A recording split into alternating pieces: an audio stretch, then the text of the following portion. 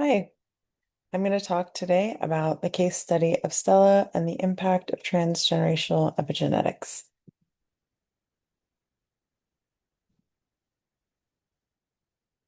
The characters involved are Ren, Frankie, and Stella. Ren is grandmother or Generation 0. Frankie is mother, Generation 1. Stella is Generation 2, and she is our client.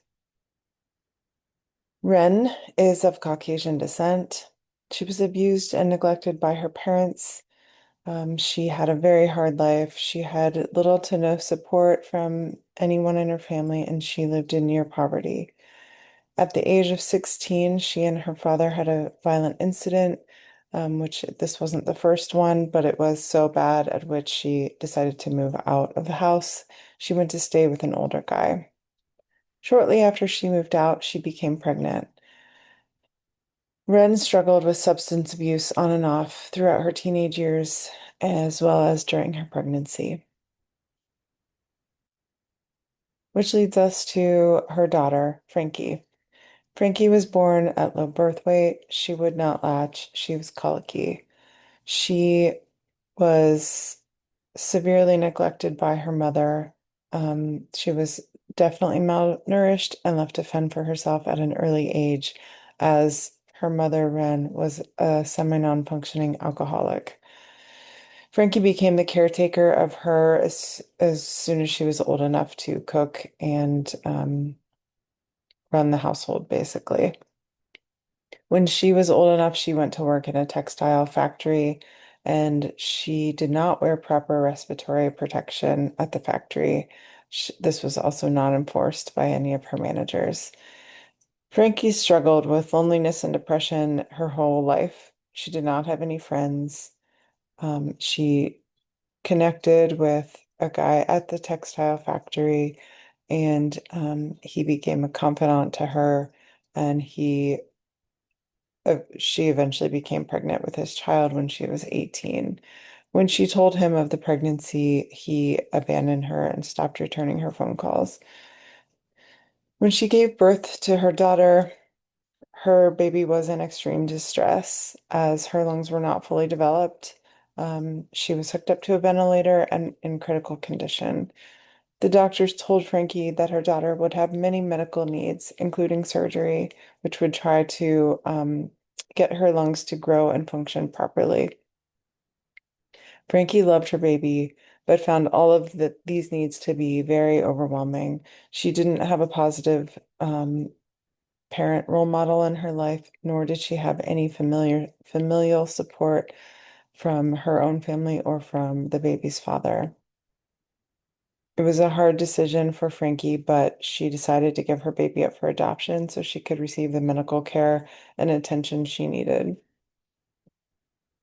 Which leads us to Stella. Stella is Frankie's daughter. Stella did not bond with Frankie while she was an infant. She was given up for an adoption. Two dads that lived in California adopted her. They were upper class. Medically, she was very cared for. She had everything she needed.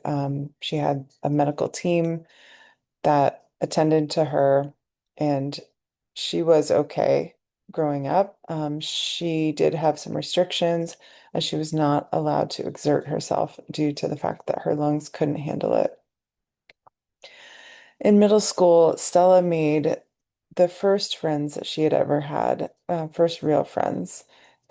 All these girls ran track together and they encouraged her to run as well. When she asked her dads if she could run and be on the team with them, with her friends, her dad said that unfortunately she couldn't because she would not be medically cleared to run. She was very embarrassed and rejected by this, and she removed herself from the group of girls. This sent her into a depression. She withdrew from her family and she put in the bare minimum at school. She did graduate high school and she went on to study nursing in college and became a nurse's aide. She did struggle with depression and anxiety her whole life. She did not make any connections with any people. I should say, any significant connection. She had a few friends in college, but it was surface level. Towards the end of her 30s, she gained a significant amount of weight. This put a lot of stress on her body, on her lungs, and she noticed a decline in her health. In her early 40s, she lost one of her dads. He passed away, and that also was very hard on her. At about her mid 40s, she had an incident at work, and um, she was taken to the hospital due to not being able to breathe, and she lost consciousness. When the doctors evaluated her, they told her she would not have much longer to live due to her lung health being in rapid decline. At this news, she moved back in with her surviving dad into her childhood home, where he helped take care of her for the remainder of her life. Towards the end of her life, she was able to open up to him for the first time. She talked about her feelings, her fear, and her anxiety. They did have some bonding, and she expressed regret as she had not ever opened up to him in the past. Stella died at age 47. So there are two things at play here. We're going to talk about the first one being transgenerational epigenetics. And what that is basically what your grandmother experienced. And this could be physical, emotional, psychological, or environmental, can have an effect on the germline cell and influence the health of future generations, including you. So in this case, grandmother Wren had multiple adverse childhood experiences, which led to stress on her system that impacted the health of both Frankie and Stella.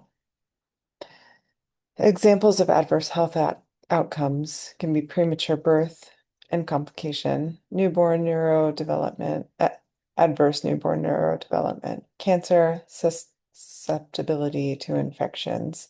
So what we see here is Stella was born with underdeveloped lungs, which we are saying was due to the transgenerational epigenetics.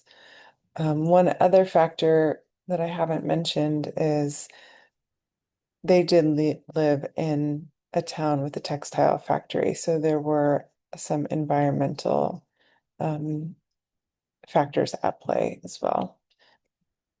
Here is a diagram showing the transgenerational stress and influence. So we have generation zero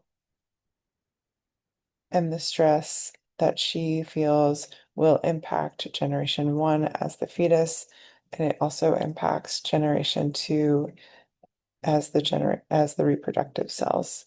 So this is a diagram in from the Hoover and Metz, um, which you can access through in my reference page. The second thing we're going to talk about is Stella's trauma in middle school. Her whole life leading up to this point, she knew that she wasn't the same. She had a disability.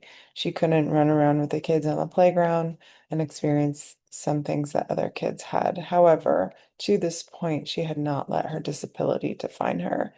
So when she had the chance to be part of a social group for the first time in her life, and when she was not able to engage with them in the way that she wanted, she felt ashamed, defective, embarrassed, hurt, and angry.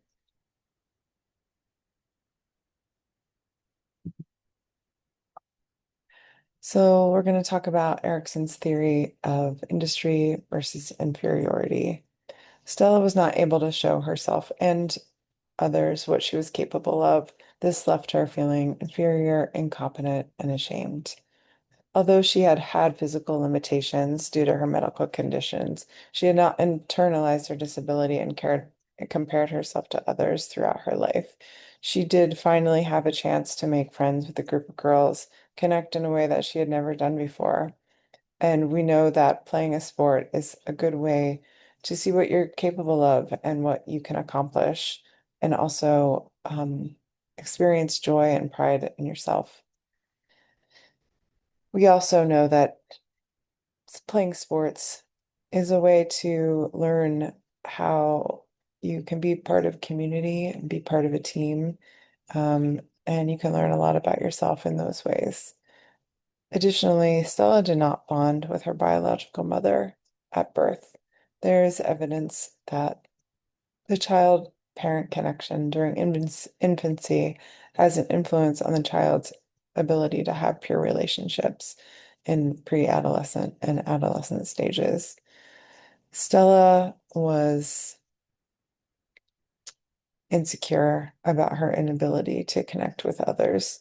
Um, this stage in middle school when she wasn't able to have the experience she wanted really impacted her and the rest of her life. She felt extremely insecure about not being able to connect. She didn't know how to talk to others. And there were a couple times she went on dates, and during the dates, she didn't know what to say. And then she became extremely anxious that she didn't know what to say, and she just shut down. And it was just a cycle that she found herself in repeatedly. The few friends that she did have in college, it was a bigger group, so she was able to be on the quieter end and be more of an observer. She didn't feel the pressure to talk much, and if she did, it stayed pretty surface level. A counseling session for Stella. Um, well, let me set the stage for this counseling session. Her dad's made her an appointment at age 16. They said she seemed to be suffering from depression and anxiety, as she had significantly pulled back within the family, within the household. She was quiet. She gave one-word answers to her parents, and she did not talk. She did not open up. She did not open up ever, but she opened up less than she had before. The goal for this session would be to try to get Stella to open up about her feelings.